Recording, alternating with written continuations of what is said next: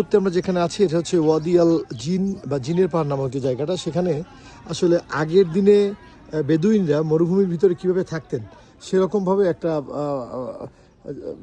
তাঁবু তৈরি করা আছে। এখানে আপনারা দেখেন এই আগের দিনে কীভাবে যে পাত্রগুলো তারা পানি রাখতো ঘরে, সেই পাত্রগুলো। আর এই যে এগুলো সম্ভবত মেশ বলে, এই যে চামড়া, এই যে উটের চামড়া দিয়ে তৈরি করা, এর ভিতরে মূলত পানি রাখতো, পানি রেখে তারা দিনের পর দিন মরুভূমিতে চলতো। এটার ভিতরে পানি ভরে নিয়ে তারপরে চলতো।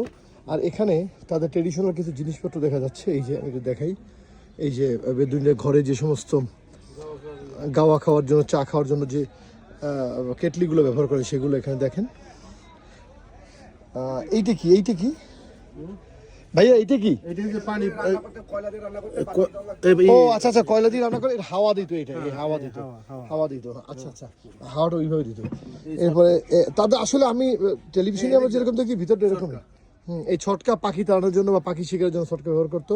তাদের ট্রেডিশনাল গান, ট্রেডিশনাল বন্দুক যেটা বেদুইনরা ব্যবহার করতো, সেগুলো কিন্তু এখানে রয়েছে। আপনারা দেখেন, এই সুন্দর।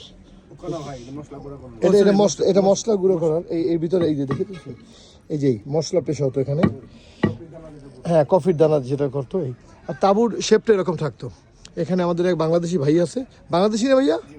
হ্যাঁ, উনি আছে এখানকার দায়িত্বে। তো আমি এখানে বসে একটা ছবি তুলবো।